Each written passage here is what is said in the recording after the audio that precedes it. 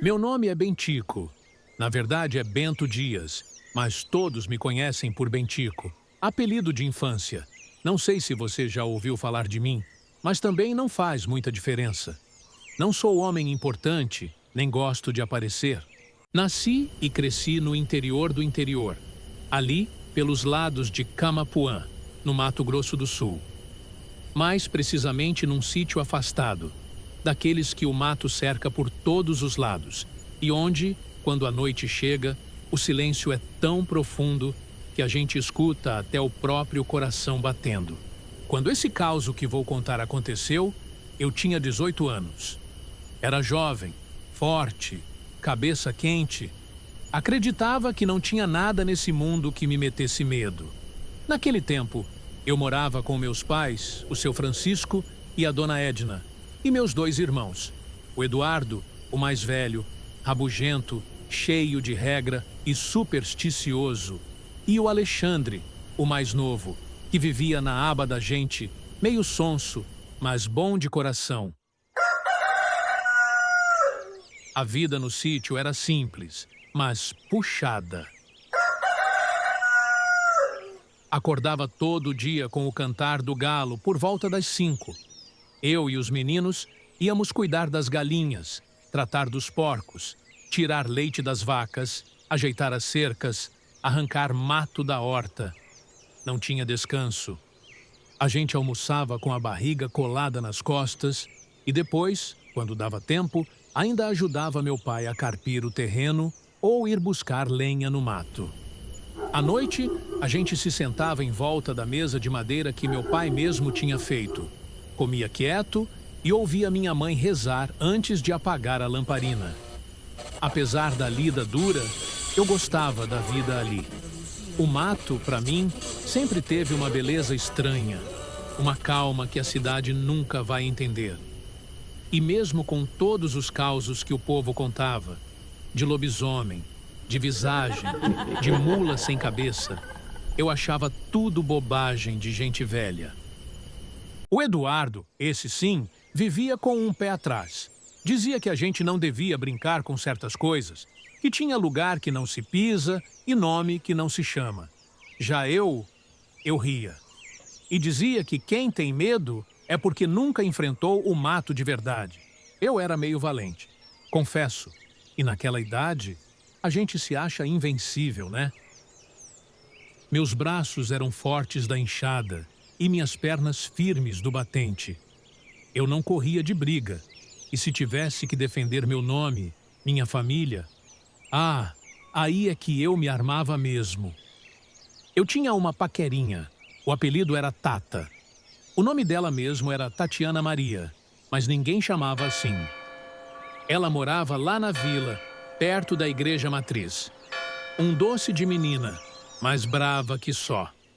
Toda vez que ia à vila, passava no armazém para vê-la. O pai dela, o seu Batista, não ia muito com a minha cara. Dizia que eu era metido, que andava de cabeça erguida demais. E andava mesmo. Fora a lida do sítio, o que animava a juventude era o baile do sábado à noite. Era o único momento em que a rapaziada da roça viravam alguém.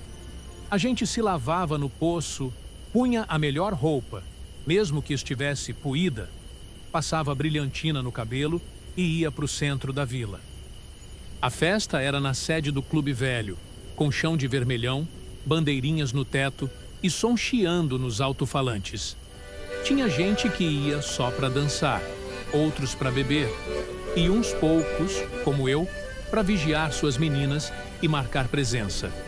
E naquela noite específica, algo começou a se desenhar. Algo que eu só entenderia muito tempo depois. Era sábado e meu primo André tinha vindo passar o fim de semana com a gente. Ele morava mais longe, mas sempre dava um jeito de aparecer.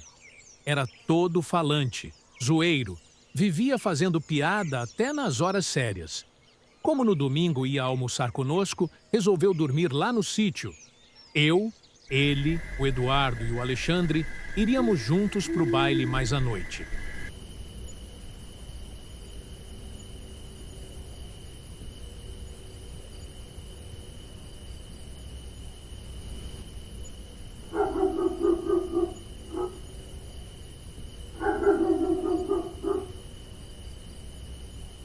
A noite estava quente, coisa de verão mesmo. Era 28 de fevereiro de 1970. Aquelas noites que o vento parece dormir e o calor gruda na pele igual poeira fina. Todos nós arrumados, cinto de couro, fivela no brilho, brilhantina no cabelo e bota no pé. Tava todo mundo pronto para sair. Pensa, mãe, bença, pai. Ah, se eu saísse sem pedir a bênção deles. Nem pensar. Vão com Deus e juízo, hein? Veja se não voltem tão tarde, disse Dona Edna, minha mãezinha querida. A gente saiu por um portão de madeira meio torta, que rangia toda vez que era aberto. Seguimos por um caminho até a porteira e mais uns metros já estávamos na estrada de chão.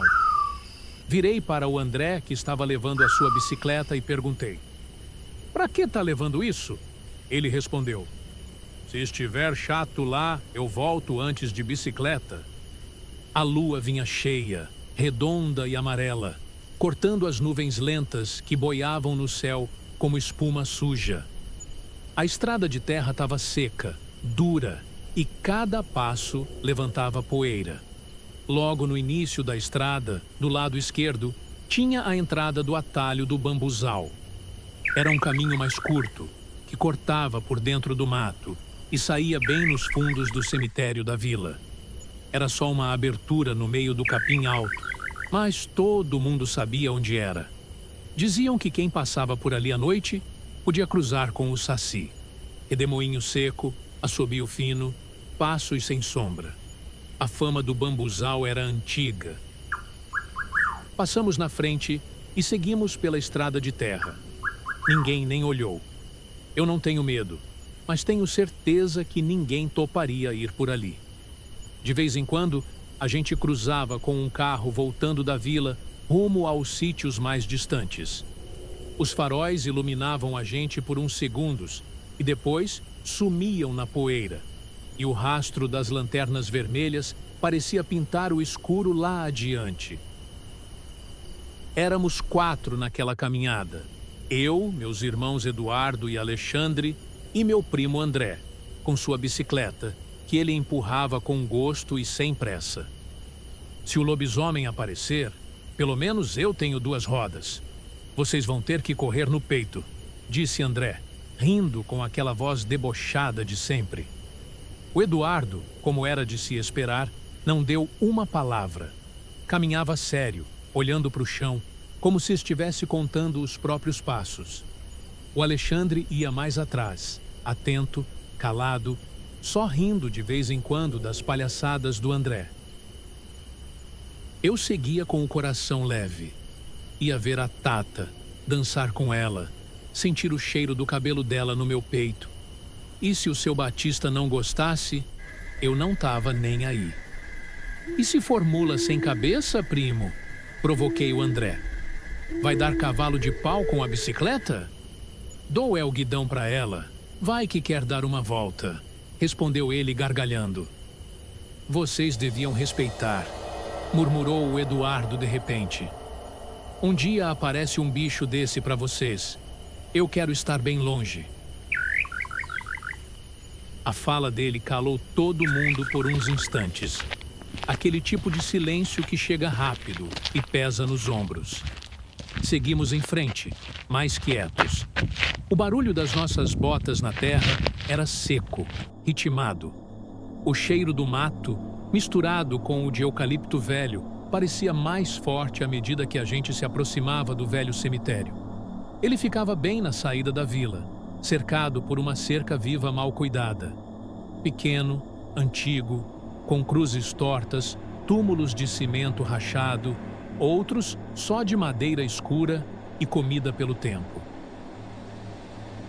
Mas o que chamava a atenção era o mausoléu da família Ferreira, uma construção imponente comparada com o resto.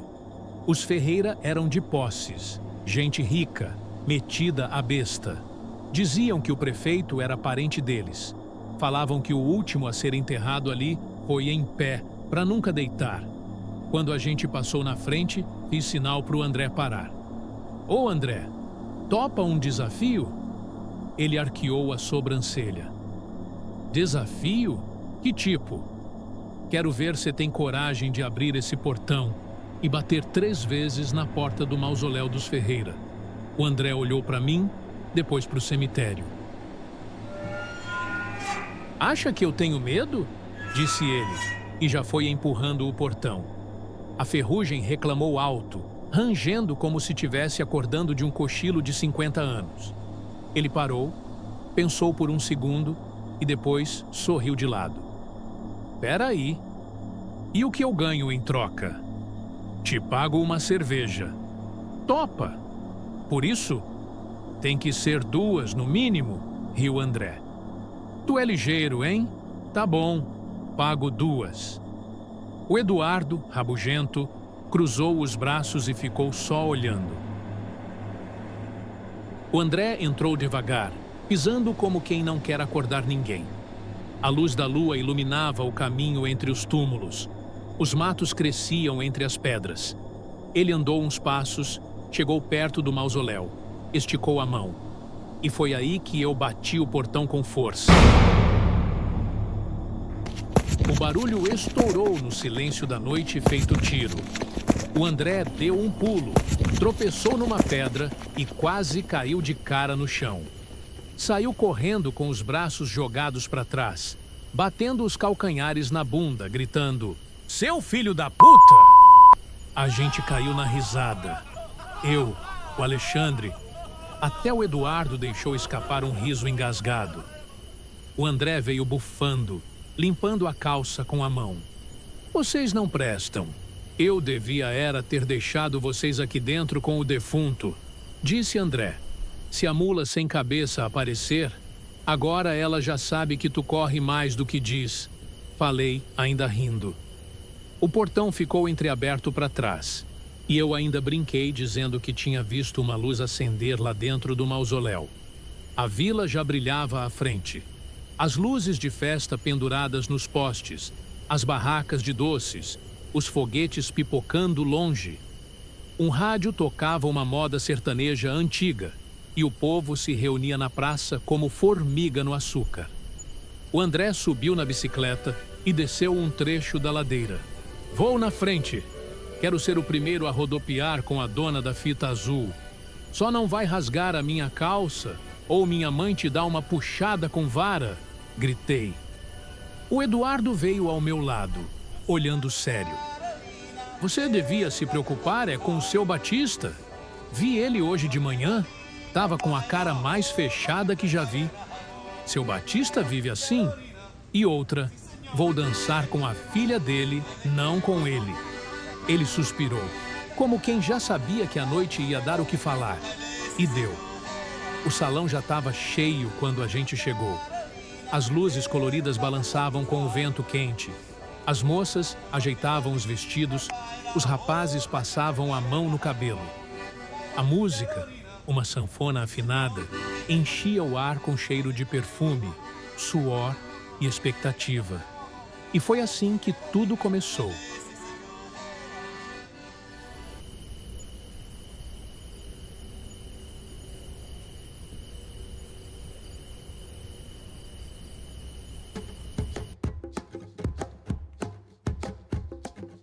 O salão já estava cheio quando a gente chegou. As luzes coloridas balançavam com o vento quente, penduradas nos fios que cruzavam o teto.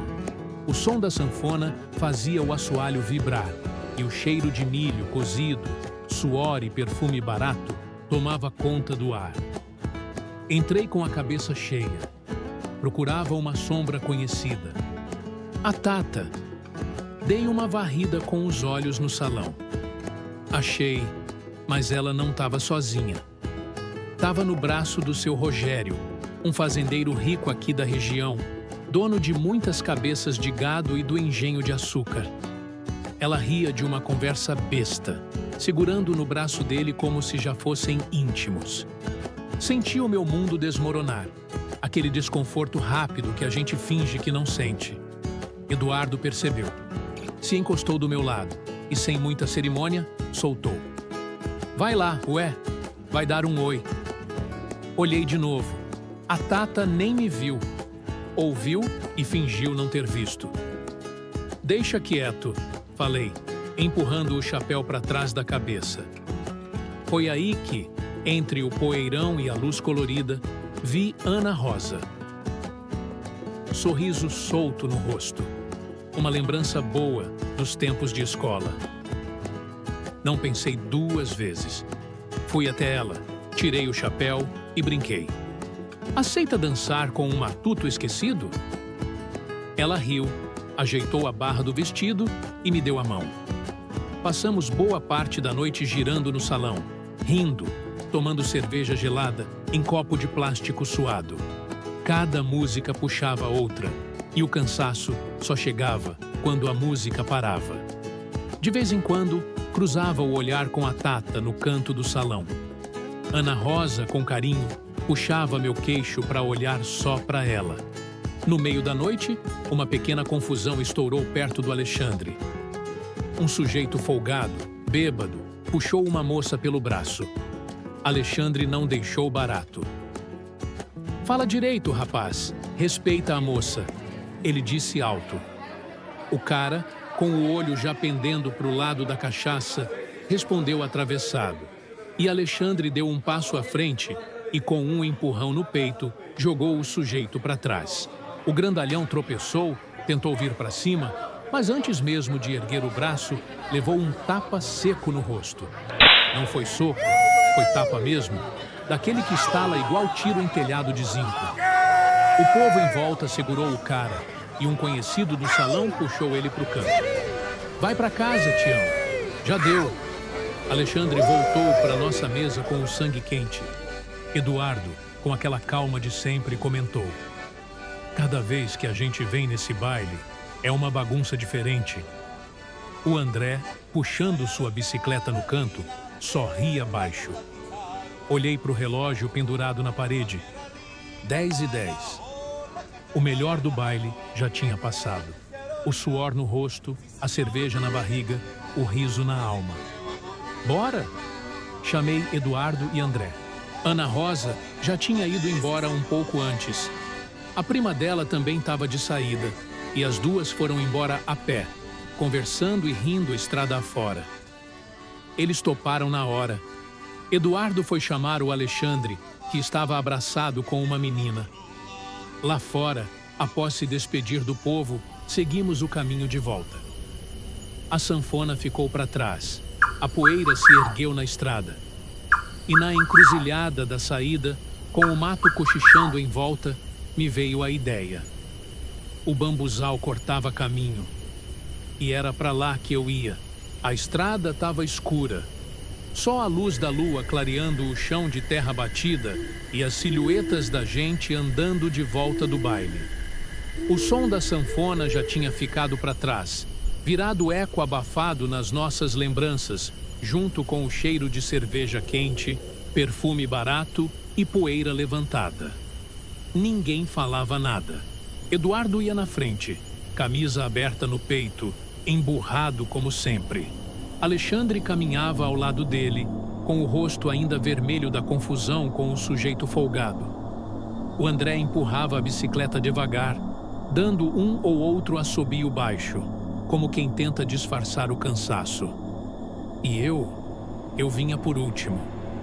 Meio tonto da bebida, a gente andava sem pressa. Era noite quente, de céu claro, com algumas nuvens passando devagar. O chão duro, seco, deixava a bota estalar a cada passo.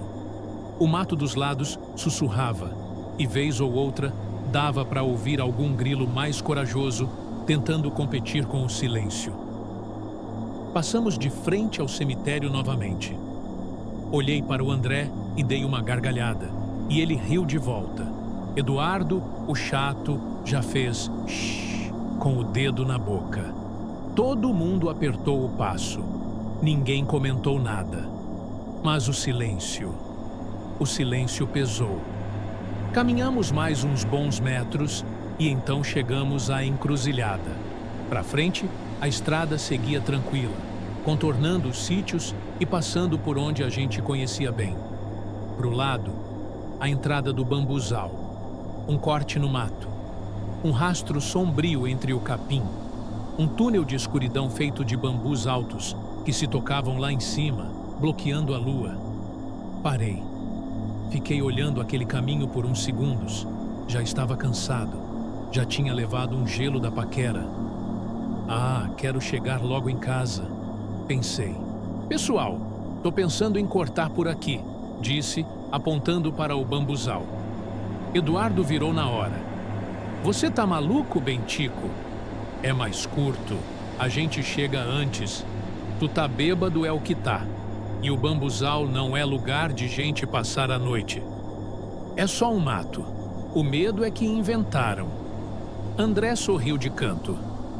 Eu topo. Já quero chegar logo também, disse André. Alexandre ficou calado. Só balançou a cabeça. Eduardo cruzou os braços. Tu é teimoso igual o pai. Depois que ver coisa feia, não diga que não avisei. Olhei para eles. Vocês não vêm? Nem pensar, disse Eduardo. Vou com o Edu, completou Alexandre. Então eu espero vocês na porteira. Olhei para o André. Tu trouxe a lanterna? Ele meteu a mão no bolso, puxou uma lanterna pequena e deu um sorrisinho. Aqui, ó. Opa, agora sim, falei, pegando da mão dele. Liguei a lanterna e um feixe fino rasgou a escuridão. A lanterna tremia um pouco na minha mão. Conforme eu andava, ia iluminando os cantos, e o que via não ajudava. Corujas empoleiradas, morcegos cruzando o feixe de luz, insetos que brilhavam e desapareciam entre os galhos. André subiu na bicicleta e deu o primeiro empurrão devagar, entrando comigo no atalho. Eduardo e Alexandre seguiram pela estrada, sem dizer mais nada. O bambuzal nos engoliu. Logo nos primeiros passos, a luz da lua sumiu. O teto fechado de folhas não deixava nada passar. O som dos nossos passos era abafado pelo chão fofo, cheio de folhas secas e pedaços de galho quebrado. O ar era diferente ali. Mais úmido, mais pesado. O cheiro era de mato velho, madeira molhada, terra dormindo. André empurrava a bicicleta ao meu lado, sem dizer nada. O André ia ao lado, calado. Até que ouvimos um assobio. Fino, cortante, rápido. Um assobio ao longe. Paramos. Um frio subiu pelas costas. Ouviu isso? Ele perguntou. Foi o vento, respondi, mas até eu senti a mentira na voz. Mais uns passos. Outro assobio, porém bem mais perto. André travou. Me olhou com o olho arregalado. Eita! É doido, é? Que diabo é isso? Falei. André, cagão, subiu na bicicleta e disparou no escuro sem dizer uma palavra. Espera! Gritei, mas ele já estava longe. E aí fiquei eu, sozinho, com a lanterna. Respirei fundo. Dei mais 2 passos. Não ouvi mais nada além do som das folhas sendo pisadas pelos meus pés e minha respiração. Foi quando um cheiro forte de fumo queimado, misturado com enxofre, invadiu o ar. O ambiente pareceu murchar. O ar ficou pesado, parado. De repente ouvi um assobio bem no pé da minha orelha. Fiquei paralisado. Alguém puxou meu chapéu. Saquei o facão da cintura e me virei num salto.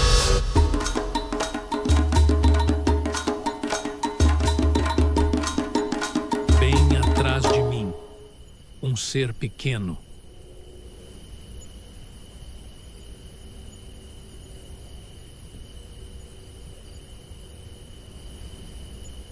Enquanto eu sentia o cheiro de fumo e enxofre, a poucos metros dali, Você ouviu isso? Disse Eduardo. Um assobio? Disse Alexandre, meio assustado. Eles se entreolham em silêncio. Vixe, espero que não seja o que estou pensando. Vamos apertar o passo.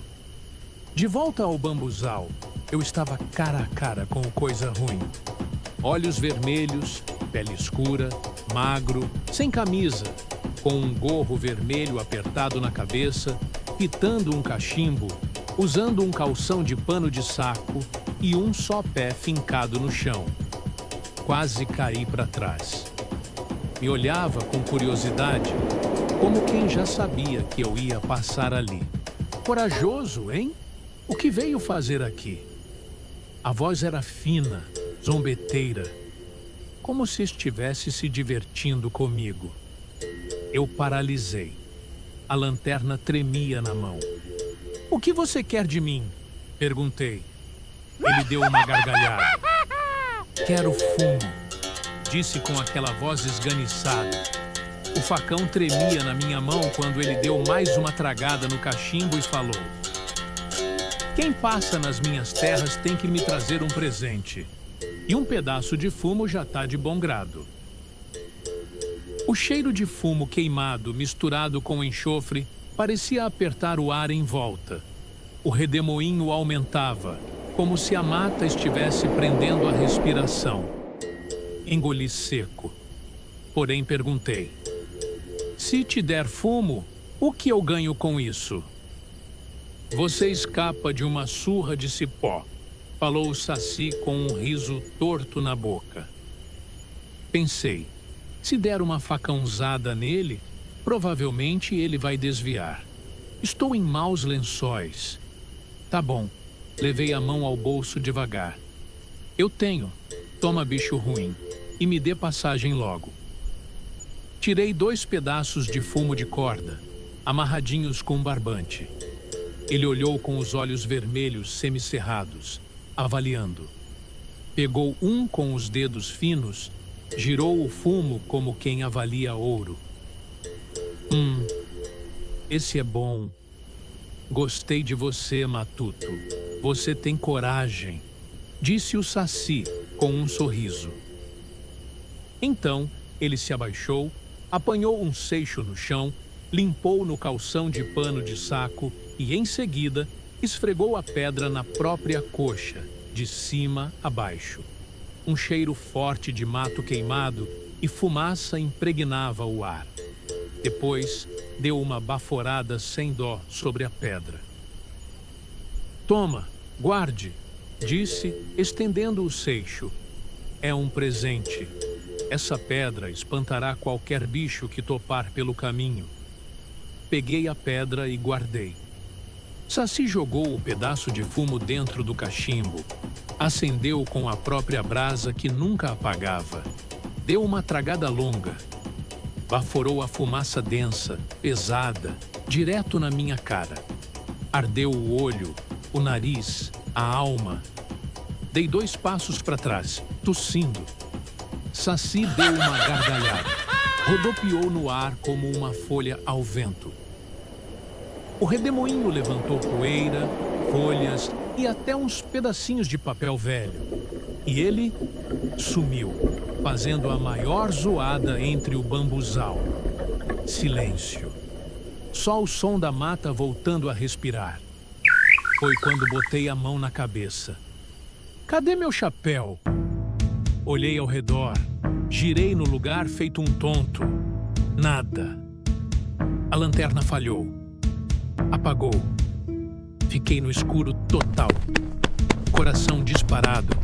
Saí correndo, sentindo as canelas baterem na bunda, batendo a mão na lanterna para ela voltar a funcionar. O ar parecia preso no peito. Tudo rangia ao meu redor. Sacudi de novo e ela acendeu. Corri mais que pude. Quando saí do bambuzal, me agachei no chão na beira da estrada, sem fôlego. Respirei. Olhei para trás. O mato estava parado. Mas e o chapéu? O chapéu tinha ficado com ele.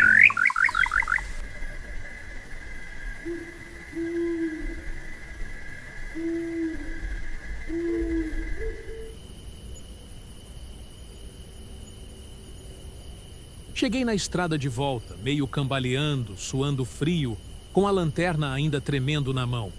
A noite estava mais escura do que nunca. Quando vi a porteira do sítio lá na frente, quase me ajoelhei. E ali, encostado no mourão, com a bicicleta jogada no chão, estava o André. Você, hein? Falei, chegando perto. Se depender de você, eu tô mesmo na roça. André levantou a cabeça devagar, com a cara meio pálida. Desculpa aí, bicho. Eu não sabia o que fazer. Tu viu alguma coisa? Sentei no chão de terra, puxando o ar pela boca, e fiz que sim com a cabeça. Ah, depois te conto. Primeiro eu vou pitar um pouco para acalmar os nervos. Tirei o cigarro de palha do bolso da camisa, risquei o fósforo e acendi. A chama amarela dançou no escuro antes de virar brasa. Dei uma puxada longa, soltei a fumaça pelo nariz. O diabinho roubou meu chapéu. André arregalou os olhos. Tá de brincadeira? Então ele existe mesmo? Eu disse. Vi com esses olhos que a terra há de comer. Falei, encarando o chão. E outra, o bicho é feio, viu? André engoliu seco. Não diga nada pra ninguém. Eu corri com o coração na boca. Caramba! Soltou André, coçando a cabeça. Ficamos ali, sentados no chão batido, o silêncio pesado, só o som dos grilos e da noite se espremendo ao redor da gente. Eu puxava o fumo devagar, como se cada tragada empurrasse o medo para fora do corpo. André murmurava alguma coisa sobre querer ir embora logo, mas antes que eu pudesse responder, um estalo seco cortou o ar. Vinha do mato, ali pertinho, do outro lado da estrada. A gente congelou. Mais um estalo, depois o farfalhar das folhas, grave, pesado. Não era nenhum tatu, nem cachorro do mato. Aquilo era grande. Foi aí que ela surgiu. A onça, devagar, o corpo baixo, os músculos à mostra sob o pelo dourado e malhado. Ela atravessou a beirada do mato e parou no barranco da estrada. O focinho farejando o ar como se sentisse nosso cheiro há muito tempo. A luz da lua fazia os olhos dela brilharem num amarelo esverdeado, quase sobrenatural. André soltou a bicicleta com um baque seco, mas nem se mexeu. Só cochichou, sem ar. Valha-me Deus! A onça baixou o corpo, como um gato prestes a dar o bote. O rabo varria o chão devagar, como se marcasse o ritmo da própria paciência. O silêncio que se fez foi brutal. Nenhum grilo, nenhum vento.